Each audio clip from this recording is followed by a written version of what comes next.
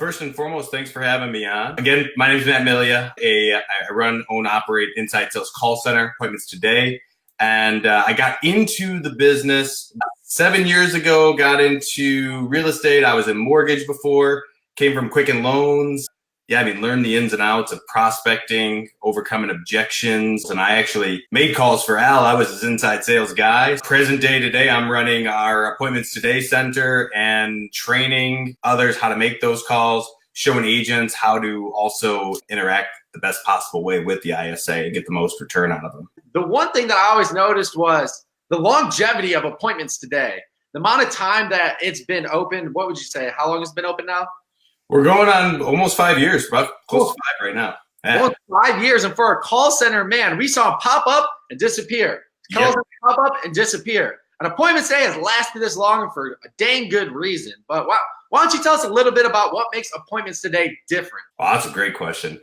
The one thing that differentiates with us, first things, we start off with US-based individuals. Bottom line is that we found good, solid people, and we built our company and really built the culture around those good people, having good core values, hiring and firing by the core values, because for the most talented people, they'd ride in and they tell you how great they were and that they were the best thing since sliced bread. And then you would literally start working with them and you notice there were some intangibles that were missing. They weren't committed.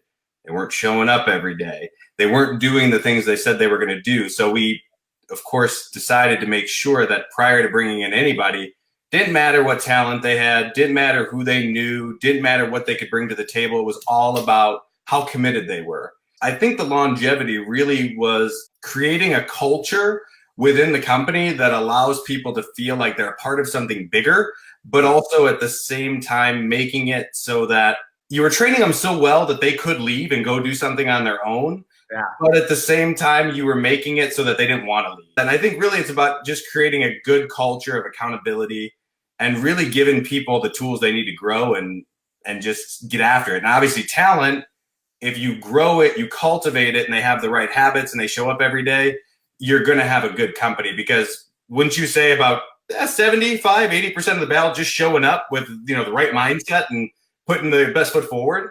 Yeah. So I want to touch on something that you were saying here too about the hiring process, because I know that's something that you have definitely perfected. I hate the word perfected, but really honed in on and done a really great job about is really getting the hiring process. Why don't you walk us through a little bit about that? Yeah. So I'm glad, that's a great question. So the hiring process, wow. So there's a lot that goes into our hiring process. It's not like any standardized where someone just puts a job post out on, let's say it's LinkedIn or something like that, and then they put out an ad. The first thing I want to talk about the hiring process, and Nick, I know you obviously remember this. We built a downline for our people. Now, this was one of those ideas that I came up with. This was before I knew about any of the downline real estate companies that, of course, everyone knows, the EXPs. There's plenty of other ones. Keller Williams has it as well. How do I incentivize my people, and how do I make it so that they're making enough money so that they don't want to leave me, and of course make it so that they have more opportunities for growth without going broke in the process, because I can only charge my end user so much. So what I did is I created a system where people would, for every single person that they would refer, a friend, someone they knew, someone they thought would be a good fit for the organization, that person got $1 per hour for every hour that person worked. Wow. So, and that's a great starting point for someone who's just referring someone. So that's the first part of the process, is I actually have my guys. I know I can run ads. I know I can go on Indeed or any of those websites and I can do all of that. But I found that my best people come from people that already work for us. They work within the organization because they know what we're about. They know what's needed. So the first step of the process is, of course, having them vet that person out. The next thing is we'd have them go through a site. Now, I'm going to drop the name here, but I wouldn't recommend it for everybody because it is very pricey. It's not something that I would say you'd want to go do right off the bat, but it's called Hire Select, and it's through actually a company called Criteria Corp. So what happens is the person will go on, and you know how it is when you interview somebody. You may just immediately like them. You may just think, man, I love this guy. I want to get this guy a job. I want this guy to work with me. And then all of a sudden you realize that They're not as committed as they said they were going to be. They're not doing the things they're supposed to do. And of course, they can doctor up their resume. So what we do is we test them. We make sure that they have an aptitude test. We make sure that they can sell. There's a sales test, which is pretty awesome because I even took it for myself and I was like, wow, I'm like, so I have to work on my closing is what this says. Because I'm like, well, it says I'm great at cold calling, but there are certain elements I have to work on a little bit. So the testing part, though, was really cool. So, like, it literally tells me all of the attributes and what I need to know about that person. And then, of course, the last thing we would do is after we have them take that test, they'd also take an online test, which tells me how well can they open up Windows, maximize a window, open up Microsoft Word, carbon copy someone on an email. These are little things that we take for granted, but there are some people that just don't know how to do it. So there was that. And then, of course, the last part is a typing test. If you're going to hire a good inside sales rep, they got to take great notes. If the notes are terrible or you have no clue what's happening on the appointment, how am I going to decipher what's going on? So we would have them make sure with the typing test, make sure they were able to do that. And then really the very last part of that is we'd have them submit a voice recording because you got to have a great voice. I mean, it's if you have a face for radio, that's a great position for you. If you have a voice for radio, we're going to hire you tomorrow. So I mean, it's so impactful and so important that part is taken care of. And then once that happens, they go through our interviews, they go through a background check, and then once we decide that they're a good fit, we put them in training. And then the training is pretty action packed. So I know I gave you a lot of. I know I went through a lot of that decoding it, but obviously there's a lot to it. Yeah, no, there's a lot to it about hiring the right person because it takes the amount of effort and the amount of energy it takes out of other people when you hire the wrong people. Man, it's definitely worth it to go through that much of a process to bring in the right people because you can't leave that out because the amount of time it would take away from your business if they don't know how to type. If they don't know how to do simple actions, it could add up to hours and weeks and then add up to full days of work at the end of the month. You don't know how to do those things. So, no, I think that's a great point there. So something else that you kind of touched on a little bit as well is when you do bring in the right people, the coaching that they get. Like what do you guys do to kind of stay on top of your calls? You guys don't just bring them in and say, hey, hit the phones. What kind of coaching do you guys do that really helps your people stay at the top of their game?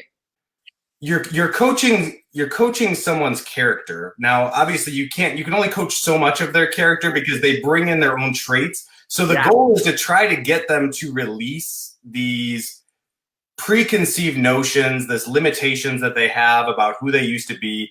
We're helping them get a growth-oriented mindset, helping them become a learner, because we know that a lot of times especially when someone's making calls, they've got to be ready and willing to learn. Yeah. And a lot of it with our coaching and training, I mean, it breaks down from mindset to tonality, all the way down to how in tonality, it's funny because how you elongate a certain word or you go up in something or you go down very low. People don't realize like how impactful that is and how powerful it is. If you don't know how to do it the right way, it's, and if you guys notice this, I'm going to Nick clap. Nick gets like, that's him getting into state. He's like, yes, like you're getting. I'll be giving away all my secrets here, Matt. He gets fired up though. Yeah. That's one of those things. Like, and I'll even do it where like I'll put my hand like this, so I train them on how to literally get into a state of mind so that they can handle those objections and really, let's face it, develop leather skin because it is. They get beat down on the phones. Yeah. So that's really the training that goes in from that. It's about 80 hours at first, and then it continues and it's ongoing. So I mean, on a given month, most of our guys are usually getting at the very bare minimum 2 to 3 hours of additional training every single week to help them hone in and increase their skill set. And through role playing, script practicing, through objection handling, and just really like we'll throw out outlandish things out there to just throw them off.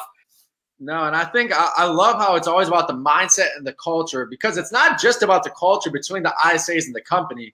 It's that ISA dealing with our clients now too, as the agent, and then that ISA dealing with our clients' clients. So the people out there. So if you're not in the right mindset, you're not a good culture fit. It affects a lot more than just appointments today. And I think that's great how you realize that and really put that on the forefront. It always starts with mindset. Getting into the relationship standpoint, what would you say to someone that's a little nervous about hiring somebody not inside their office, about being so far away, and like the relationship that they would have with them? Yeah, I'm glad you bring that up, because I've seen so many people where they'll bring someone in and it looks like it's a match made in heaven. But Al will even tell you, and I mean, I would even tell you personally, when I ended up hiring people that were like friends, sometimes they don't take you seriously. Sometimes you're like, oh, well, you're just my friend, and yeah, I'm not going to be able to take you seriously. So that's one big mistake that a lot of agents make. Don't hire your friends. Don't hire somebody because you like them. Hire them because of their ability to fulfill the role and do the position at a high level. That's really important.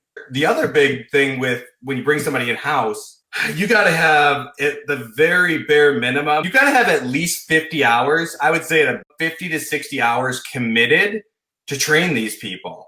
Yeah. And when I say 50 to 60 hours, I mean literally you sitting down, having some interaction with them. At the very least, you got to have some video content. That would be at the very least, but something that shows you as the expert and as the authority. I think what really, Nick, going back to the other question too, what also helps separate us is that I've done all this myself. It's not something that I would say, oh, I'm not willing to do it. I got in the trenches. I did it.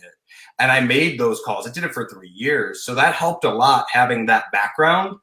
And then constantly and consistently evolving your training based around the wants and needs of your marketplace. And with having somebody in-house, you got to have the computers, the headsets, you got to have the internet, you got to have a nice quiet area. Not to mention the fact you got to have some actual knowledge and training and expertise for making these calls. Because if you've never done it, it does get very difficult. Well, how do I handle the objection? I want to talk to my wife. It's not the same as it would be as if you were on a listing appointment or a buyer appointment. It'd be a little bit different. So I think that's really a big part of it, is knowing what to train on, knowing what you need, knowing the materials you need, and then having the right mindset that it's a marathon. It's not a sprint. Mm-hmm. Anytime you get an ISA, people will automatically expect, oh, I want 7 appointments a week. We just got started. Well, they just started yesterday. How are they going to get that so fast? Yeah. No, I think that's a great point there, because you have to know it's a marathon, not a sprint. Not just to get your ISA in the right mindset, but as the client or just the agent in general. Even if you hire in-house and you hire your own and do it your own way, you have to know that it takes time to not only learn your systems, learn your processes, but learn the CRM and learn everything that goes with it. So there's a lot that goes with that learning curve. So we talked about the hiring, and a lot of times people like saying, what do you like to look for? Let's take the other side of the coin. What don't you like? When you see somebody coming in, what are some things that are an instant red flag for you? Maybe if it was a previous job, maybe it's some of their personality traits. What are some of those red flags that you see a lot? This is a good question. This is an awesome question. And this is one of those questions that I'm trying to tread lightly, because I can tell you what I look for. If someone's cocky, or they come in and they think they're the greatest thing ever. Now look, there's a difference between swagger and confidence and cockiness. And you gotta be confident to do the job at a high level. You have to. Right. But if you come in and you start talking down to people, or you start being condescending, or you have the wrong attitude. And when I say the wrong attitude, I mean, and it's the attitude of entitlement, where you feel like you're entitled to everything, that, when I come in as your ISA, you're going to give me this, you're going to do that.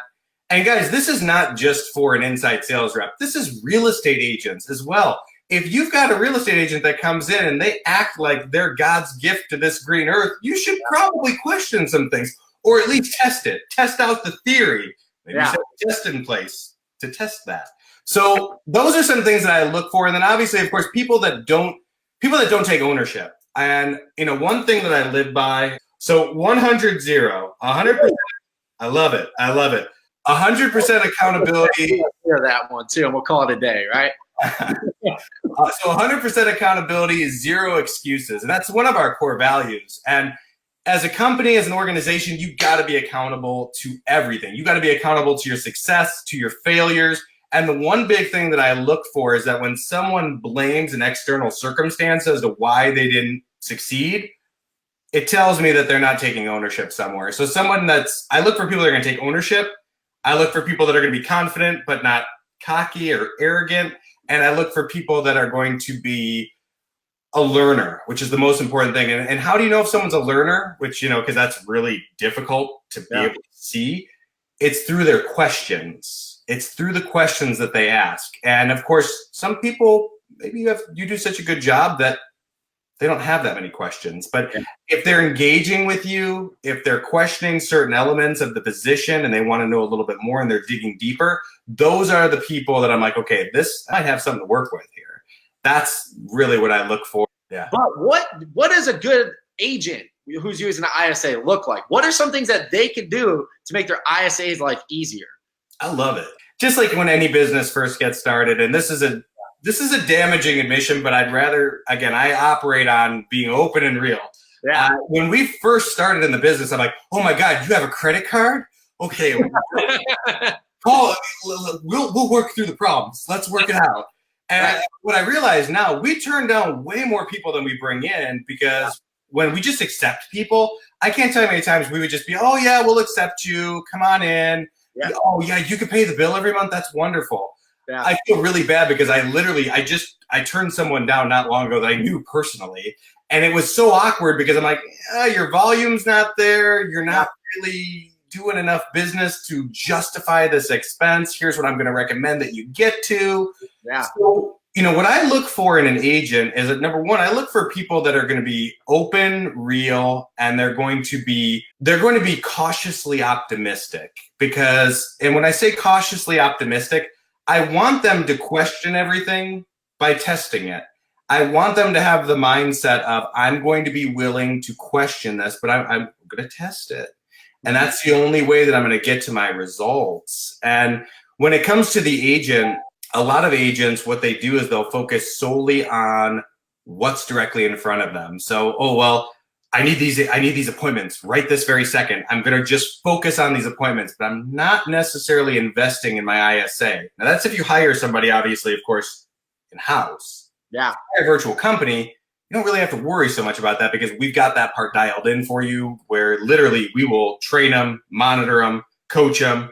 But I will say this, every relationship is made or broken on a couple variables. If you don't communicate, just like if you don't communicate with your spouse, you don't communicate with your children, you don't communicate with your family, your loved ones, they're not going to know what it is that you want. And at the same time, they're also not going to know how you feel about things, and they're not going to be able to change things for the better.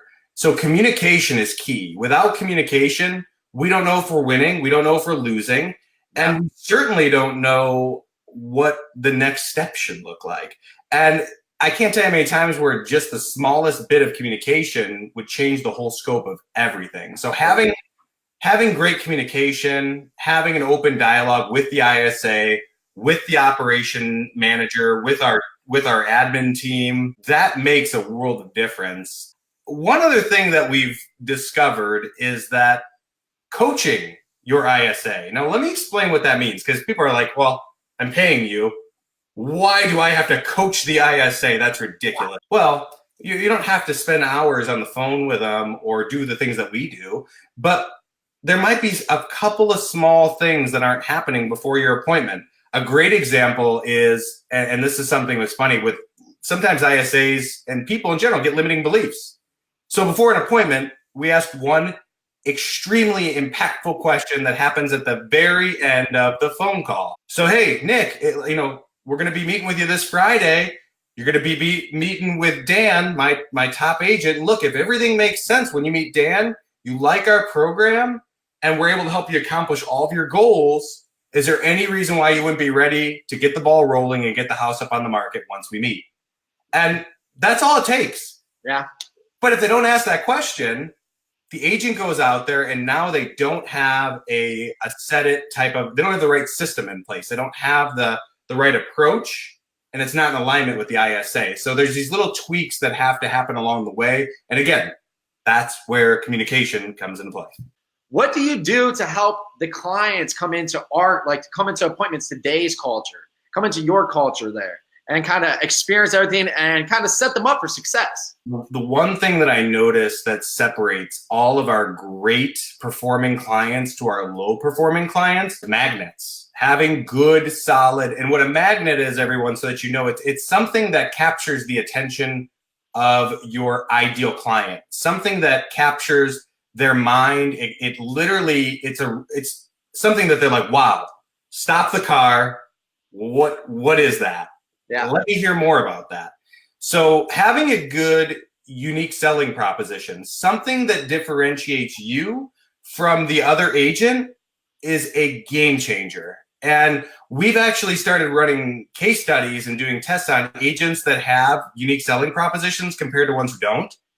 And I'll tell you, I mean, the ones that have unique selling propositions, it's no contest. We'll stage the home for you. We'll take high definition professional photography for you. Yeah. There's all of these things that you can utilize that, oh, I got a great one, the communication guarantee. It's That's free. free. It doesn't cost anything. I'm going to communicate with you. Why? Because I value that. So we train our agents on that.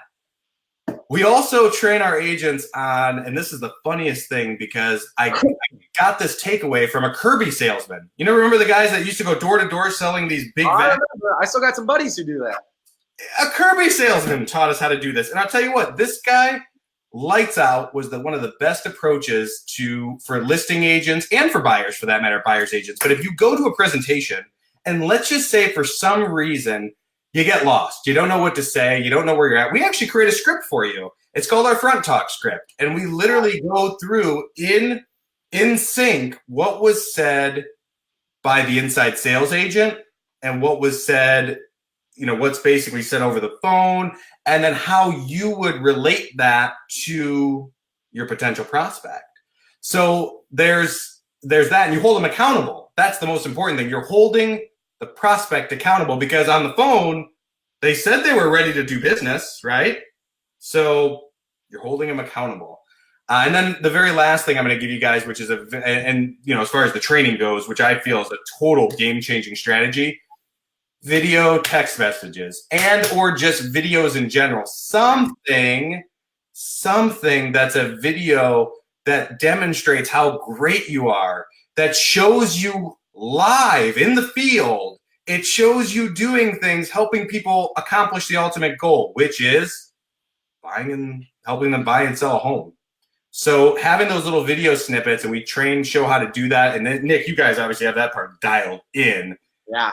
But that's something that we've started to implement into our business and showing people how to not be afraid of this little device here that can either be the biggest distraction in your life or be the biggest X factor. Yeah. But you're 100% right. Just implementing those little things and differentiating yourself makes a world of difference. And something else that I noticed, especially when I looked into a lot of different call centers over the years, just kind of checking them out, seeing what other people are doing, because you always want to see what your competition's doing and seeing if you can implement anything to yourself too. One of the things that I noticed that Appointments Today did differently, and it doesn't just call the leads on the front end or follows up with them if need be, but also follows up with the nurtures and kind of keeps your database in line too. So why don't you talk to us a little bit about like the process that goes into nurturing the database and what you guys do differently with that? Yeah, that is, and I'm glad you pointed that out because, you know, sometimes we forget about that. Appointments Today, you're thinking, oh, it's only appointments. No. Appointments happen because of what happens on the back end of what you don't see. It's the grind. It's the getting in daily. It's the calling through sheets of data, information, names, telephone numbers, updating the note. We actually set up auto reminders, auto responders, things that tell us like, hey, we need to follow up with a lead, and we'll follow up with any lead that we prospect. So if it's an expired, for sale by owner, home evaluation, if it's a buyer lead, I mean, I can go on. If it's any lead source that a real estate agent would call, we'll call it and we'll nurture them until they say, yes, I want to do business with you, or stop calling and stop harassing me. I don't want to talk to you. Yeah. That's fine. But we're going to do everything in our power. We're going to do our due diligence to make sure we stay in front of them, stay top of mind. And then once, of course, they agree to the appointment, we hand it off to you. And then, of course, it's up to you to convert them. Now, here's a little caveat, and we've changed this up a little bit. So if for some reason, let's say you run the appointment and, life happens, they're like, okay, we'll think about it, or whatever the case may be. Maybe you don't shut them down and ask for the business right then and there, which I get it. If you don't close them down and ask for the business right then and there, no big deal. We're going to continue to do that for you. We're going to call them back and say, hey, you met with such and such agent. What'd you think? How'd things go? Do you have any questions? Anything come up throughout the process that you may have thought of? Well, they wanted me to follow up with you. When would be a good time for me to set them up to come back out so that we can get the listing process started? See the assumptive speech? I'm assuming that we already have the listing. And that's one thing, like you were talking about with a video, that it helps you do as well. Helps you stay top of mind, puts a face to the name. And really, when those nurtures come around, they already know who they're working with, or they have a good idea of who they're working with too. So I think those are some really good points. And it's no longer stranger danger, because here's the thing: when you don't, and actually it's funny because I was talking with my wife, with Stephanie earlier, and she was saying, when people put these videos together, if they see your face, it draws a commonality. All of a sudden, they're like, oh, I know this. I know this person. I feel like I can do business with this person. Yeah. We had an agent that literally got so good with videos, doing market snapshots. People would literally cook her like the best thing they knew how to cook. Give her like an amazing home cooked meal. Yeah. They would let her sit in their favorite chair and talk to her. They're like, oh, don't worry about presenting or pitching to us. What do you think the house would sell for in today's market? Okay, great. I mean, yeah, we're ready to go. If that's what you can get us, let's go. Wouldn't it be nice? Wouldn't it be nice to be that much of an authority? Well, it just makes it easier. It really does. So, Matt, I appreciate you coming on. Do you have any closing notes for us? Anything you want to leave us off with? Yeah, I would say, closing notes is this. If you're going to hire an ISA, number one, make sure that you are in the right place in your business to do it. And I'm going to give you guys some secret sauce, because I always like people to leave knowing some additional things. Yeah. I always recommend that you're doing it at bare minimum 5 to 6 million in volume. Now, when I say in volume, I don't mean that you have that much in gross commission. I mean, that's how much you've closed throughout the year in, average sales. Very important to just have that in your volume, because again, an ISA is a long-term investment. It's not something that you're going to immediately get huge. It's not going to be the golden goose of your business. And we've had people say, I love that saying. It's not the golden goose. Right. And like anything else, you got to put in the effort. You got to put the time in to.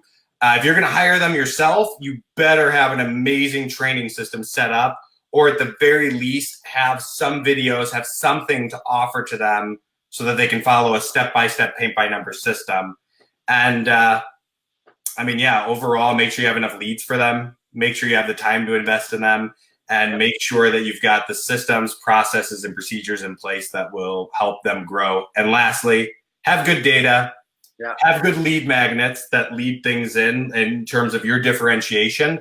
And I think those are just a few really great things to help you get the most out of it. And if you want more information on this, you can go to my site, which is www.callmattmillia.com. And we can set aside a time for a call